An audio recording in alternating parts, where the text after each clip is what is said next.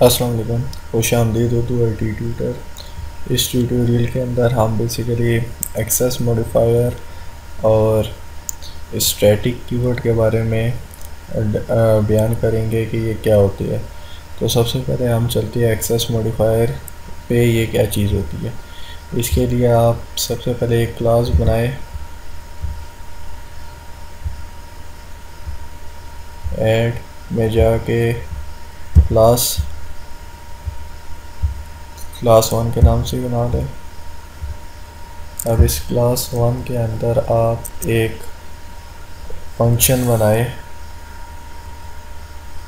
यहाँ पर इस फंक्शन के साथ आप बेसिकली पब्लिक लिखें, पब्लिक उसकी रिटर्न टाइप वाइड लिख दें और रन के नाम से बना लेते हैं फंक्शन, एम्प्टी फंक्शन बना लेते हैं।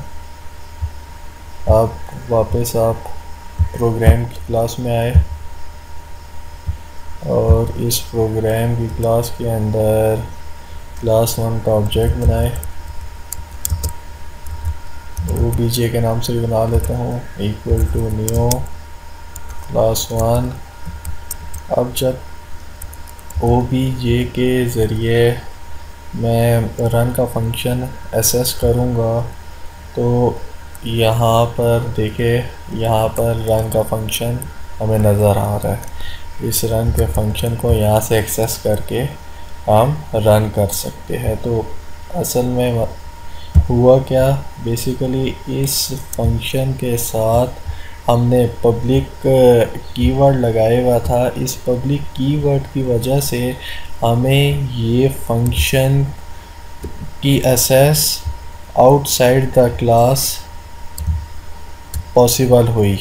तो हम दूसरी क्लास के अंदर ऑब्जेक्ट बनाकर इस फंक्शन को एक्सेस कर रहे हैं पब्लिक क्योंकि पब्लिक कीवर्ड हमने उसके साथ लगाया हुआ था। फ़र्ज़ करें यहाँ पर इसके साथ आप पब्लिक कीवर्ड नहीं लगाते तो उसके बाद क्या होगा। अब आप दोबारा प्रोग्राम की क्लास में आए तो अब आप यहाँ पर देख सकते हैं, यहाँ पर एरर आ रहा है।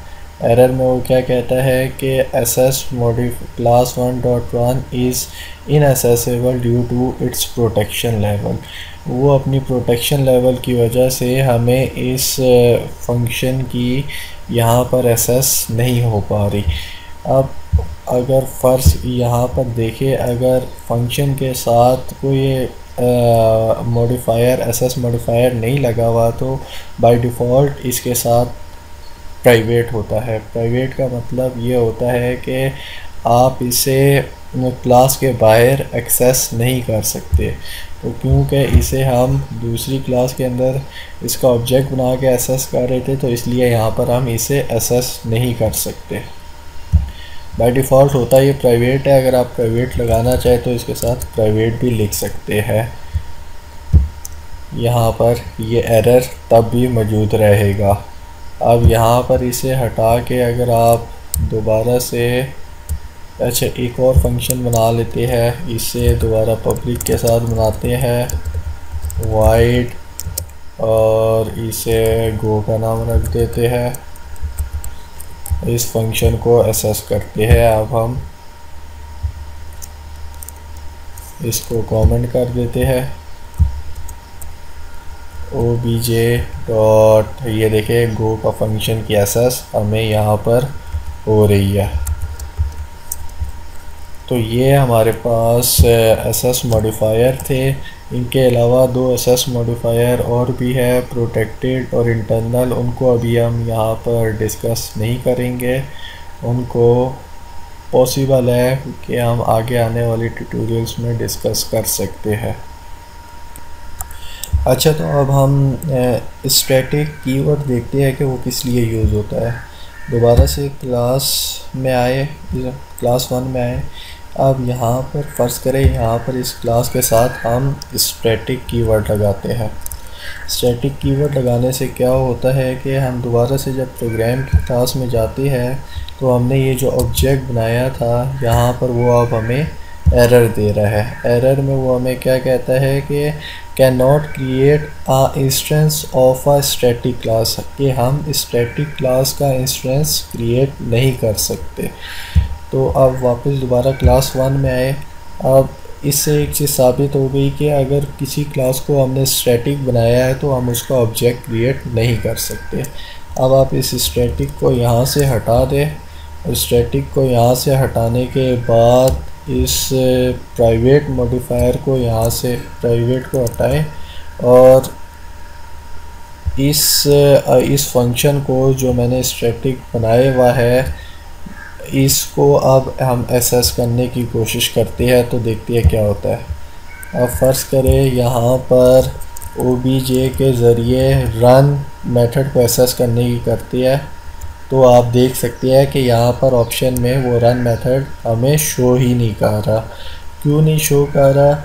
इसलिए शो नहीं कर रहा कि ये जो रन का मेथड है ये स्टैटिक है। इसका मतलब ये है कि इस फंक्शन को हमने इस क्लास के ऑब्जेक्ट बनाए बगैर ही एक्सेस करना है। किस तरीके से कि हम क्लास 1 का नाम लिखेंगे यहाँ पर और उसके बाद डॉट रन अभी भी शो इसलिए नहीं हो रहा है यहाँ पर कि वहाँ पर हमने इसे पब्लिक नहीं किया हुआ। इसे पब्लिक कर दे और उसके बाद इसे एसेस करें आप क्लास 1 डॉट रन। देखें अब आपको ये शो हो जाएगा। तो स्टैटिक अगर हम किसी क्लास के मेंबर को स्टैटिक बना दें और उस मेंबर को हम एक्सेस करना चाहे तो हम उस क्लास के इंस्टेंस को क्रिएट करके हम उस क्लास के मेथड या किसी भी वेरिएबल को एक्सेस नहीं कर सकते अगर तो वो स्टैटिक है। स्टैटिक चीज़ों को विदाउट एन ऑब्जेक्ट हम उस क्लास के नाम से ही एक्सेस कर सकते हैं। तो ये हमारा स्टैटिक कीवर्ड था। उम्मीद करते हैं आपको ये ट्यूटोरियल पसंद आया होगा। आने वाले ट्यूटोरियल्स के लिए खुदा हाफिज़।